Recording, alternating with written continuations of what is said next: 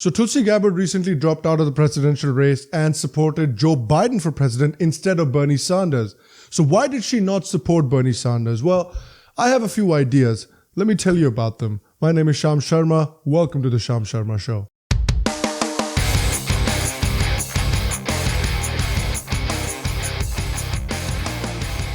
Hello, and welcome to another episode of the Sham Sharma Show. Thank you very much for joining me today. Thank you very much for watching this episode. I appreciate you. So Tulsi Gabbard recently dropped out of the presidential race and endorsed Joe Biden for president. Here's what she said. Now, after Tuesday's election, it's clear that Democratic primary voters have chosen Vice President Joe Biden to be the person who will take on President Trump in the general election. Now, although I may not agree with the vice president on every issue, I know that he has a good heart, and he's motivated by his love for our country and the American people. I'm confident that he will lead our country guided by the spirit of aloha, respect, and compassion, and thus help heal the divisiveness that has been tearing our country apart. Well, so much for the whole she's a Russian asset, Hillary. Sexist, misogynist, chauvinist and sexist and misogynist, chauvinist, sexist, misogynist, chauvinist. Now, obviously, the first natural question is, why did she endorse Joe Biden and not Bernie Sanders? She was one of Bernie Sanders' biggest supporters since 2016, and she has stuck with Bernie Sanders through thick and thin at a great cost to her own career. Remember, in 2016, she became one of Bernie Sanders' most high-profile backers. They ask you how you are, you just have to say that you're fine when you're not really fine, but you just can't get into it because they would never understand. And she even resigned as the vice chair of the Democratic National Committee in order to back Sanders because she believed that the game was rigged against Sanders in 2016. So why? Why did she not endorse Bernie? Well, there's a couple of theories floating around. One of the theories has been floated by Tulsi Gabbard's brother, Jay Gabbard, who's not really involved in Tulsi's campaign, but he did put out a Facebook post saying that she has been treated like crap by the Bernie campaign. And I think it is true that Bernie Sanders and his campaign has not treated Tulsi Gabbard fairly. Sanders and his campaign have routinely ignored Tulsi Gabbard throughout his presidential run. Tulsi Gabbard has been attacked by many people who are themselves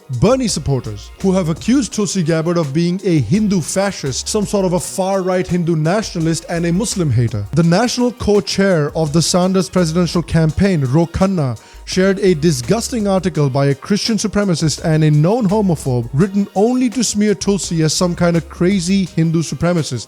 And that guy called this article a very important article. So Bernie let his campaign's national co-chair share such a disgusting, libelous article about Tulsi Gabbard without so much as an apology, without so much as an explanation. And Bernie himself has poured fuel on this fire which has been used to smear Tulsi Gabbard. Bernie himself has shared false articles about the situation in Kashmir, false articles about the situation in New Delhi with the violence that happened recently. He shared articles which have painted both of these incidents as some kind of widespread, one-sided Hindu violence against Muslims, which is absolutely not the case. I've done plenty of videos myself explaining the situation in Kashmir and explaining the current situation in New Delhi under which the violence happened. You can check those videos out over here, and I'll leave some videos in the descriptions as well. So you should go and watch them if you need some clarification on those issues. And it's not just Bernie Sanders. Two of his biggest supporters, Ilhan, Omar, and Alexandria, OcasioCortez, they have both shared these similar articles lying about Kashmir,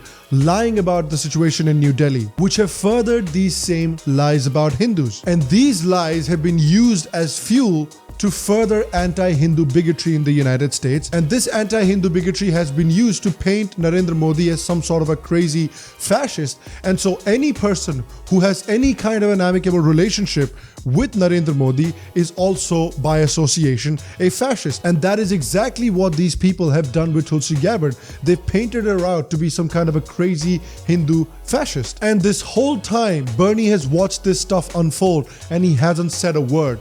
He's maybe written one or two tweets about how we should support Tulsi because she's a veteran. But for somebody who has been Bernie Sanders' biggest supporter from the beginning, one would have expected a little more show of support. So why has Bernie Sanders been so quiet over supporting somebody like Tulsi Gabbard? Because maybe maybe his campaign was angling to get the Muslim vote. And maybe his campaign advised him that in order to get the Muslim vote, he should probably stoke up animosity towards a community that the Muslims generally dislike, the Hindu community. And if you attack that community, if you target that community, then it might help you shore up the Muslim vote. Because remember, he made a disgusting declaration against Kashmir and the situation in Kashmir at an Islamic students' conference. So this could well be a strategy that Bernie's campaign was following. And Tulsi was on Jimmy Dore's show as well, where Jimmy asked him about whether or not she has been having discussions with the Sanders campaign about UBI, and if the Sanders campaign had given her some sort of a concrete answer as to how they should approach this whole universal basic income issue that she has been supporting. And Tulsi's response to Jimmy's question says it all. Have they reached out to you during this primary campaign to have some kind of coordinated progressive kind of strategy or any kind of thing? Because he doesn't even seem to mention you. He's you know, Joe Biden's his good friend, but you're the one who nominated him in 2016, and he doesn't seem to remember you're running. No. Oh, okay. All right, that's too bad. In January, top-level Sanders campaign field organizer Kyle Jurek was recorded on video by Project Veritas saying that Sanders is a bad judge of character who is prone to heeding advice from corrupt establishment sources. It makes sense because Bernie has continued to stick with deeply unlikable people like Ilhan Omar and Alexandria OcasioCortez, who are going to have a lot of trouble winning him elections outside of their little circles in Minnesota and New York. So he's stuck with these people who are deeply unlikable, and he has routinely ignored somebody like Tulsi Gabbard, who genuinely gets bipartisan support from both Republicans and Democrats. Don't you want to associate yourself with somebody like that? Remember, Tulsi has never attacked him this entire campaign. Tulsi took out Kamala Harris for him. Tulsi attacked Elizabeth Warren as well when Elizabeth Warren tried to call Bernie Sanders a sexist. And what did the Bernie Sanders campaign do in response to all of that? They said that there's only two people left in this race, Joe Biden and Bernie Sanders, despite Tulsi still being in the race at that point. You can make a really good case that it's hard to really blame Tulsi for backing Joe Biden when Bernie Sanders and his campaign have treated Tulsi this way. And there's now talk that Bernie Sanders might himself suspend his campaign and actually endorse Joe Biden. So Tulsi basically just beat him to the punch. She's just doing what Bernie Sanders himself is about to do. The one criticism of Tulsi Gabbard that you can make here is that Biden was someone who signed off on the Iraq war. So she's supporting a candidate that used to be a pro-war candidate. But then the mitigating circumstance there is that Tulsi has said for the longest time that she will support the Democratic nominee no matter who it is. She had said for the longest time that she is going to be a team player in the 2020 presidential campaign. So at least she's being true to her word. In a way, I'm glad that Tulsi has finally decided to sort of move away from Bernie Sanders a little bit. Because look, he's a terrible candidate.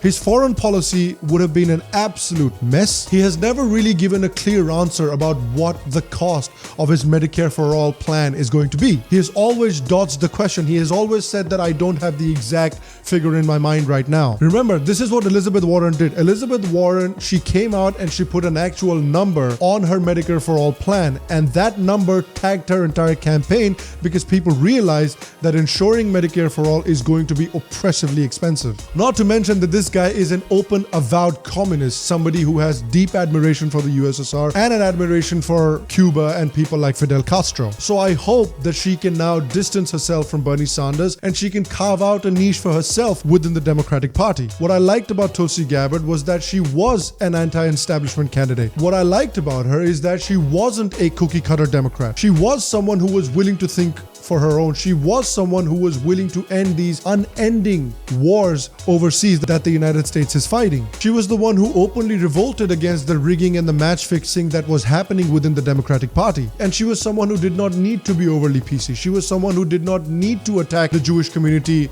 to fit in with the Democratic Party. She was someone who did not need to attack the Hindu community to fit in with the Democratic Party. And all of those things are things that I liked about her. And I hope that now, after 2020 is over, that she can start carving out a niche for herself within the Democratic Party or maybe somewhere else. I'll be very keen to follow her career and see where it goes after 2020. And I want to ask you as well, do you think that Tulsi made the right call by not endorsing Bernie Sanders and endorsing Joe Biden instead? Let me know your thoughts and comments comments in the comment section down below. Once again, guys, if you liked today's episode, make sure to leave a like, leave a thumbs up. It helps me out. It helps this channel out a great deal. This is a new English channel. If you like the English content that the Sham Sharma show makes, then please leave a like, leave a thumbs up, leave a comment, engage with the show as much as you can so the show will be put in front of more people as well. Also, guys, if you like the Sham Sharma show, if you'd like to support the Sham Sharma show, make sure to become a patron by clicking the link in the description down below. Become a patron of the show. You get the brand new mugs that'll be shipping out to you as well. And you will also be able to gain access to the WhatsApp and Discord servers of the Sham Sharma show as well. Also, if you like today's episode, if you like what we do here on the Sham Sharma show, and if you haven't subscribed already, what are you doing? Button's right there. Just click on the button, make sure to subscribe, and press the bell icon of the show as well. And we have an episode here and an episode here that you can go and check out as well. I am sure you will like them too. I will see you for the next episode. And until then, stay happy, stay healthy, and I'll see you guys soon.